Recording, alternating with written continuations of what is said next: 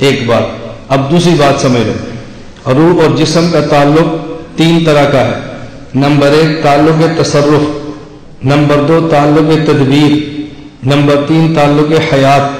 تعلق تصرف کا معنی ایسا تعلق جس سے جسم کھاتا ہے، پیتا ہے، چلتا ہے، دوڑتا ہے.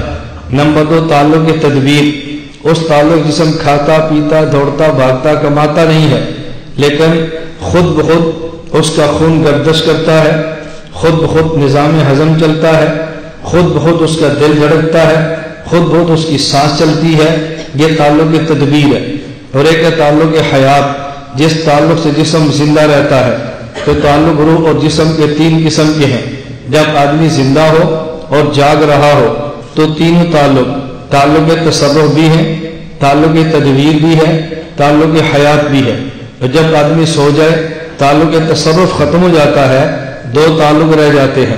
نمبر 1 تعلق تدبیر، نمبر 2 تعلق حیات. جب آدمی فوت ہو جاتا ہے اور پھر ان کا اعادے سے حیات ملتی ہے تو ایک تعلق رہ جاتا ہے، تعلق حیات. جب آدمی جاگتا ہو، زندہ ہو، تعلق حیات، تدبیر اور تصرف.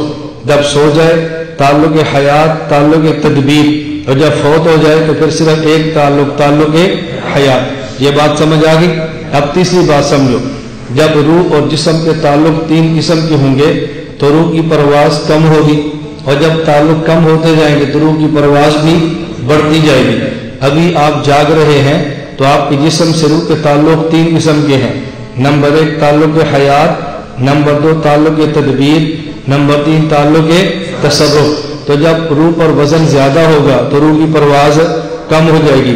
ابھی بیان کے دوران کوئی آدمی رات کو لیٹ آیا، فجر کے بعد سویا نہیں، نیند آ رہی ہے، تو بیان کے دوران تھوڑی سی آنکھ لگی تو ساتھ والا اٹھاتا ہے. یہ بعد میں کہتا ہے یار تو کبھی 2 منٹ مجھے نہ اٹھاتا. کیوں؟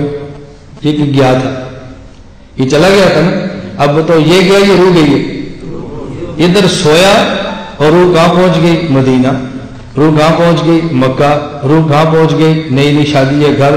وہ جیسے حالات ہے روح نے وہی جانا ہوتا ہے نا. وہ تو اپنے اپنے حالات پر ہوتا ہے کہ روح نے کہاں جانا ہے.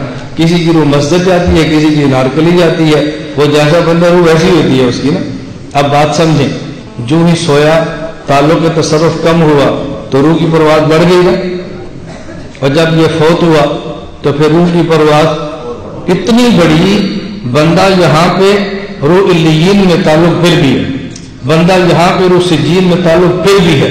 اتنی دور سے روح بات کو کیچ کر، اتنی دور سے. کیوں؟ اس لیے کہ اب تعلق 2 کم ہو گئے تو روح کی پرواز بڑھ گئی ہے. 3 باتیں سمجھ گئے. اب بات اچھی طرح سمجھو. رسول اکرم صلی اللہ علیہ وسلم صحابی کے گھر گئے. آپ نے فرمایا السلام علیکم. صحابی نے کہا وعلیکم السلام. آہستہ کا ہے اونچی آواز سے؟ تو اس دنیا میں کس نے سننا ہے، کان نے یا روح نے؟ تو کان کی پرواز کم ہے یا زیادہ؟ اور روح کی؟ اچھا. اور موت کے بعد کس نے سننا ہے؟ روح نے. اور روح کے بعد جسم نے. اب اللہ کے نبی دنیا سے قبر میں تشریف لے گئے. اب وہاں تعلق تصرف نہیں ہے، تعلق تدبیر نہیں ہے، بلکہ تعلق کون سا ہے؟ اور دنیا میں تعلق بھی تینوں ہے. سننا بھی جسم نے ہے. چونکہ جسم نے سننا تھا تو جسم کی جسے کہتے ہیں پورا لمیٹڈ، بڑی محدود ہوتی ہے. آہستہ وعلیکم السلام کہا تو جسم نہیں سن سکا. اور جب قبر میں چلے گئے اب آپ کی روح نے سننا ہے، اور روح بھی وہ جس میں ایک بوجھ ہے 2 نہیں ہے. اب روح کی پرواز اتنی بڑھ جاتی ہے کہ آہستہ سبھی السلام کے ہے وہ تب بھی سن لیتی ہے، وہ روح تب بھی سن لیتی ہے. اب دیکھو الجھن نہیں ہے. اشرح لی صدری، یہ مسلک آپ کو سمجھ آ جائے تو سوال رہتے ہی نہیں ہے. میں اس لیے کہہ رہا ہوں کہ ہماری خواہش ہوتی ہے کہ پہلے اپنے علماء کو ہم مسلک سمجھائیں. جب مسلک سمجھ آئے تو پھر آگے منہج دوسرا مسئلہ ہے.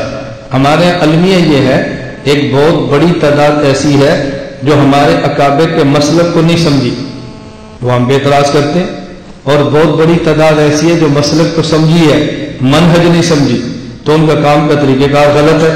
ہم بحمد اللہ تعالی مسلک بھی سمجھتے ہیں، منہج بھی سمجھتے ہیں. اس لیے نہ ہمیں کوئی عقیدے میں الجھن ڈال سکتا ہے، نہ ہمیں کوئی کام کے طریقہ کار میں الجھن ڈال سکتا ہے. کہ آپ کو کام کرنا نہیں آتا، تو پہلے مسلک سمجھے اور پھر کیا سمجھے؟ منہج۔